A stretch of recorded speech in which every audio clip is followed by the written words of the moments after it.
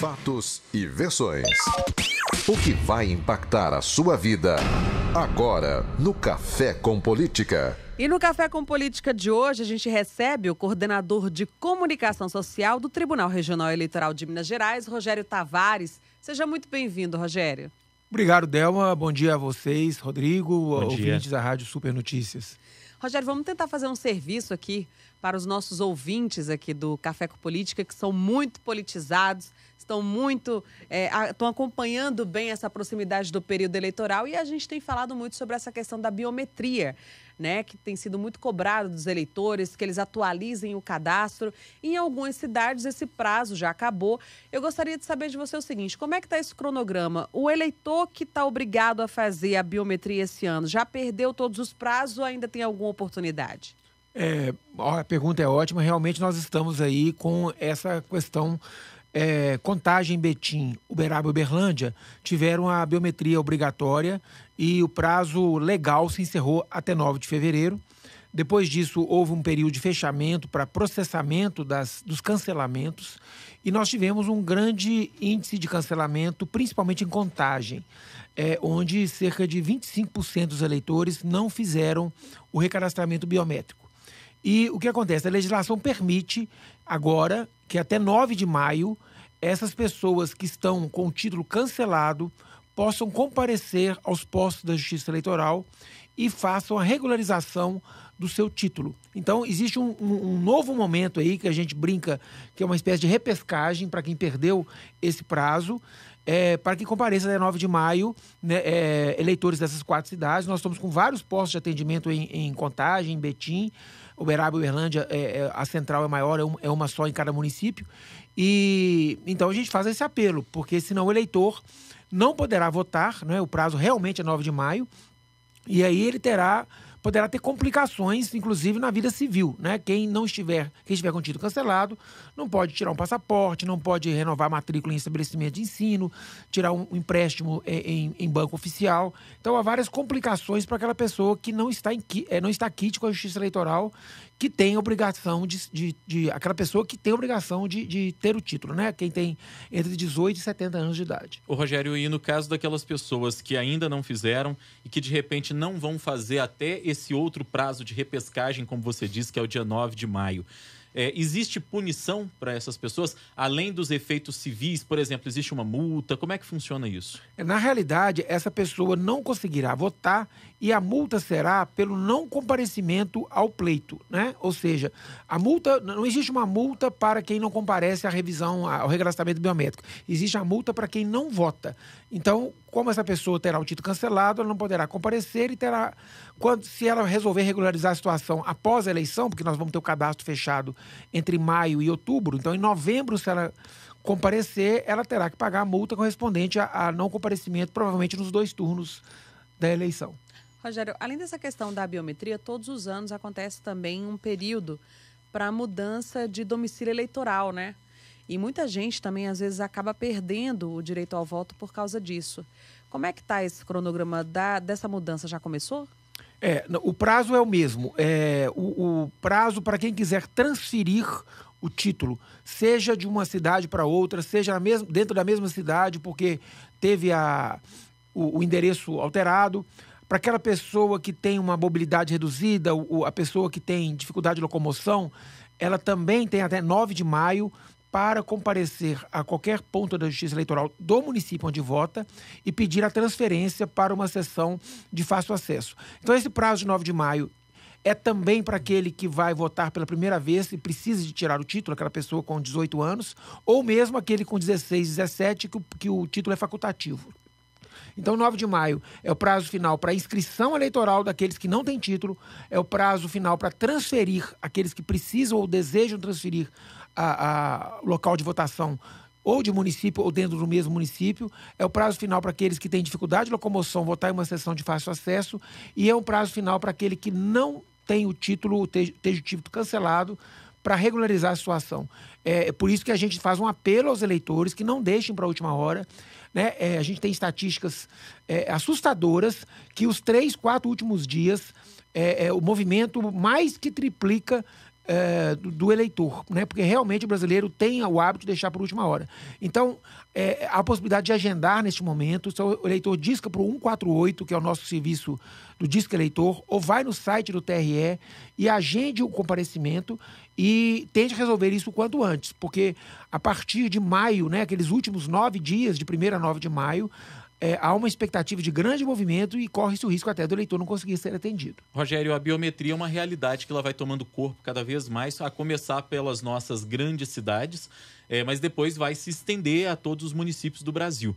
E aí eu te pergunto, qual a perspectiva do TRE de Minas Gerais e também, claro, do TSE, porque isso é uma coisa concomitante, para que as eleições em todo o estado, por exemplo, elas sejam com as urnas com esse sistema biométrico? Existe um prognóstico, uma ideia de quando é que esse sistema vai estar totalmente implementado, a começar aqui por Minas Gerais ou no restante do Brasil? Olha, Rodrigo, esse é um desafio imenso da Justiça Eleitoral, porque nós temos um número de eleitores muito grande, né? E no caso dos estados grandes, como Minas, São Paulo, Rio de Janeiro, nós estamos com um processo de biometrização ainda parcial, né? Há estados pequenos que já fecharam, mas estados grandes nenhum fechou. Em Minas Gerais, hoje, nós estamos com 25% de eleitores com a coleta biométrica realizada. A intenção do TSE mais recentemente declarada, quer dizer, a mais recente intenção do TSE fala em fechar o processo em 2022 no país inteiro. Mas a gente sabe que isso pode não acontecer. Neste momento, a gente trabalha com essa hipótese. Ou seja, nós temos a eleição deste ano, depois nós teríamos mais 2 eleições para fechar a biometria no estado inteiro. Mas é um desafio muito grande devido aos números, né? Minas hoje está com 15.741.000 eleitores, né? E desse total, 25% com biometria, cerca de 4 milhões. Então nós temos um longo caminho a percorrer nesses grandes estados pela complexidade de chamar o eleitorado para fazer a biometria. Tivemos agora, recentemente, Salvador fez a biometria 100% e tivemos um certo tumulto, filas grandes, justamente pelo porte de uma cidade como Salvador. Rogério, eu fiquei curiosa agora, não sei se você tem esse recorte, você disse que são um pouco mais de 15 milhões de eleitores hoje em Minas Gerais. Desse total, você sabe dizer para a gente quais são, assim, que representa os jovens? Porque, por exemplo, nessa eleição se fala muito que vai ser uma eleição diferente por causa da nova cabeça desses jovens, desses eleitores que estão chegando aí. Em Minas Gerais, o TRE já tem esse recorte? Olha, nós temos estatísticas, eu não as trouxe aqui, mas, na verdade, o que a gente vem comprovando é que o interesse do jovem ele vem diminuindo a cada eleição, né? Perto de 1989, que foi aquela primeira eleição direta para presidente, onde o interesse foi muito grande, e aí, aos poucos, vem diminuindo. E na eleição geral, ele diminui mais ainda. Ou seja, o jovem tende a se inscrever para votar mais na eleição municipal, acreditamos que pela própria proximidade dos candidatos, né? A vereadora, a prefeito, a maioria conhece em cidades menores, aquele vereador, aquele prefeito que é parente, que é vizinho. Então, é um desafio muito grande para todos nós, né? Eu acho que não é uma tarefa só da Justiça Eleitoral, despertar no jovem essa necessidade de participação, porque realmente é um processo que vem diminuindo proporcionalmente, e nós estamos fazendo o nosso trabalho. Vamos, por exemplo, semana que vem receber jovens no TRE para fazer o alistamento em regime de mutirão. Escolas estão marcando, estamos com campanhas, tivemos uma ano passado, vamos retomar uma em breve, voltada para jovens, mas é um desafio muito grande, porque a participação vem diminuindo, o interesse realmente vem diminuindo. E é uma pena, porque a gente fala tanto em mudança nesse país, a necessidade que existe. Eles são muito ativos nas redes sociais também, exatamente, né, Rodrigo? E é o momento realmente para que as pessoas possam mudar, até porque voto, gente, é o momento que a gente tem de tentar mudar alguma coisa nesse país, é um instrumento real, democrático, para que essa mudança que a gente tanto fala aqui, para que mudança de conceito, de paradigma, enfim, de tanta coisa que a gente sabe que precisa ser aperfeiçoada nesse país, para que isso possa ocorrer.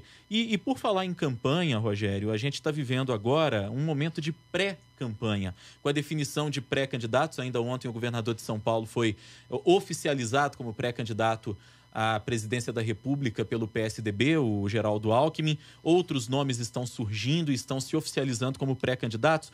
Vamos explicar para o ouvinte que às vezes fica sem entender, porque a gente vive uma pré-campanha, na verdade, com clima de campanha. Já o pessoal está quase que fazendo promessa. Vamos explicar o que é a pré-campanha e no que especificamente ela se diferencia da campanha propriamente dita. Olha, Rodrigo, a legislação eleitoral, ela vem, as últimas reformas feitas pela legislação eleitoral, pelo Congresso, né, e também as resoluções do TSE, elas estão admitindo essa figura da pré-campanha. E o que não pode hoje o candidato? Ele não pode explicitamente virar e falar assim, eu quero seu voto eleitor. Ele não pode pedir o voto ao eleitor. Mas é possível haver essa manifestação de pré-campanha e a legislação, inclusive, uma novidade nessa eleição é que a partir de 15 de maio é permitido, inclusive, o início da arrecadação prévia de recursos pelos pré-candidatos. É a primeira vez que isso é explícito na legislação, que é aquele financiamento coletivo por meio de sítios na internet, o crowdfunding, que é comumente falado, né? Então, quem está hoje articulando, se lançando de uma maneira, deixando claro que ele não é ainda o candidato oficial, porque as convenções só se iniciam a partir do final de julho, de 20 de julho. Então, até lá, o cenário não está oficialmente colocado, né? Ou seja, o candidato só é lançado mesmo em convenção de 20 de julho a 5 de agosto, e depois ele tem até 15 de agosto para pedir à Justiça Eleitoral o seu registro. E depois a Justiça Eleitoral vai verificar as condições de elegibilidade do candidato e registrá-lo efetivamente, né? Então nós temos essas fases do processo eleitoral, mas lembrando, portanto, que essa pré-campanha é considerada como legítima, até porque agora, daqui a pouco, começa inclusive a possibilidade de arrecadação para essa pré-campanha. Rogério, são muitas novidades, né, na campanha desse ano e os partidos vão ter que estar muito atentos. O TRE está com esse trabalho de orientação também e os partidos têm procurado o TRE até para evitar problemas futuros, porque muitas vezes a gente já teve a oportunidade de entrevistar representantes da Justiça Eleitoral e às vezes problemas de contas que os partidos enfrentam, às vezes, ou de outras questões, é por falta de conhecimento da norma, de como tem que ser apresentado isso e tal. Como é que está sendo isso esse ano? Os partidos já estão mais atentos, já estão procurando essa assessoria jurídica do TRE, digamos assim? Delma, o TRE está sempre fazendo esse trabalho de orientação. A ideia da assessoria jurídica talvez não seja um termo adequado, porque todo partido tem que ter o seu assessor jurídico ou o seu consultor para tratar mais das questões do seu interesse. Mas o tribunal está aberto a orientações. Tanto que nesta sexta-feira, né, dia 23... nós vamos fazer um evento no auditório do TRE, promovido pela Escola Judiciária, de orientação aos candidatos e assessores sobre o que precisa para a pessoa ser candidata, né? São duas palestras que estão trazendo pessoas de outros TREs que têm estudos a respeito disso, para a gente trocar uma ideia, mas o público-alvo é justamente partidos, candidatos, assessores, sobre as orientações para o momento da pré-campanha, para o momento antes do registro de candidatura, né, esses meses agora. Então, se a pessoa tiver interesse, inclusive pode entrar no site do TRE e fazer a sua inscrição, porque pelo menos até anteontem ainda havia lugares disponíveis. Eu não sei se de ontem para hoje houve, a limitação já foi, esse auditório já foi todo preenchido. Isso mas vale para qualquer cidadão que estiver interessado. Qualquer cidadão que estiver interessado numa orientação da Justiça Eleitoral sobre questões como essa que nós estamos conversando aqui. Rogério, e com essa mudança do tempo das campanhas, a campanha oficialmente agora ela é muito curta, ela dura 45 dias, pouquinho mais, pouquinho menos, enfim. O trabalho da Justiça Eleitoral ficou mais complicado, por exemplo, com a questão do registro das candidaturas, de deferir ou não o registro, porque esse prazo também acabou se encurtando. A gente teve campanhas aí que duravam 3 meses praticamente. Como é que ficou isso hoje? E se houve essa dificuldade, que tipo de trabalho precisou ser feito pela Justiça Eleitoral para conseguir atender a toda essa demanda? Rodrigo, com certeza essa diminuição de prazo mais ligado ao processo de registro de candidatura, como você colocou, é um dificultador muito grande desde as eleições passadas, né? E isso gerou, inclusive, o problema de termos várias eleições extemporâneas, ou seja, eleições fora de época, porque os processos só conseguiram ser decididos em última instância depois da própria eleição. Então, com isso, foi necessário marcar data, né, para eleições que o candidato disputou sub júdice, depois verificou-se no âmbito de Brasília de que ele não poderia ter sido candidato, né, ele foi recorrendo, e tivemos que marcar, então, várias eleições ano passado e esse ano para fechar a eleição municipal, né? Ainda há uma ou outra ainda em aberto. Então, há um dificultador, porque os prazos são muito exíguos para que o TRE verifique toda a condição do candidato ser elegível, né? O Ministério Público tem que se manifestar também e depois ainda cabe recurso a Brasília, né? Então, há uma possibilidade de a gente, com isso, antes o prazo, esse prazo de registro de candidatura, a pessoa tinha que colocar ao TRE a sua documentação 5 de julho e agora 15 de agosto, né? Perdemos um mês e pouco de prazo desde a última reforma eleitoral lá da eleição passada. Com isso, a possibilidade de termos mais candidatos disputando a eleição sub júdice, né, é maior. Então, é um complicador, com certeza. O TRE, na verdade, ele pleiteava a extensão desse prazo já algumas eleições, porque o prazo já era exíguo. E aí se tornou, a partir da eleição passada, se tornou ainda menor. E é um complicador para que a gente chegue à eleição com a segurança necessária, a segurança jurídica necessária, né? E você sabe também que as urnas eletrônicas precisam ser preparadas com alguma antecedência, 5, 6 dias antes. Então, esse prazo fica muito pequeno. Rogério, como é que o Tribunal Regional aqui de Minas está se preparando para essa fiscalização no âmbito da internet, por exemplo, e ainda mais nessa época de fake news que a gente está vivendo aí? E levando em consideração esse período curto também, mas o TRE também agora tem esse outro campo que tem que ficar atento, que é a internet, que é palco, né, exatamente para muitos candidatos tentarem burlar a lei aí num sentido de propaganda eleitoral. Como é que o TRE está se preparando? Esse é um outro desafio, né, e que vem sendo discutido não só pelo TRE, mas pela sociedade de maneira geral. E o TRE está adotando, desde o ano, já algumas eleições, instrumentos para facilitar denúncias por parte do eleitor, né? A gente vai ter aplicativos na internet para que o eleitor que souber de irregularidades na propaganda, ele possa denunciar por meio desse aplicativo, chegar para a Justiça Eleitoral, poder tomar as providências com agilidade. Provavelmente o aplicativo deve ser lançado em âmbito nacional em junho. É a última notícia que a gente tem por parte do TSE, porque o TSE coordena essa parte de aplicativos. Então, a gente deve ter em junho a possibilidade de o eleitor passar a colaborar de uma maneira mais próxima do tribunal na fiscalização de propagandas irregulares, tanto propagandas de rua, que estão cada vez mais restritas, quanto as propagandas via internet, que realmente são um desafio. Já está convidado, inclusive, para junho, quando for lançado, você vir aqui explicar para o nosso ouvinte como é que funciona, enfim, aquele que tem interesse em colaborar, em denunciar as irregularidades, que a gente sabe também que são muitas.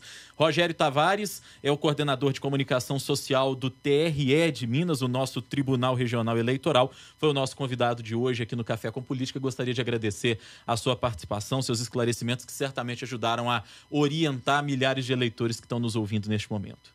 Rodrigo, eu que agradeço a possibilidade e a gente se coloca no TRE à disposição daquele eleitor que tiver alguma dúvida ligada ao seu título, a tirar, transferir, onde ir, documentação. Só ligar para o 148, que é o nosso disco eleitor, ou ir no nosso site. É importante que ele faça isso quanto antes, porque a partir de 9 de maio o prazo realmente não será prorrogado, é um prazo previsto em lei.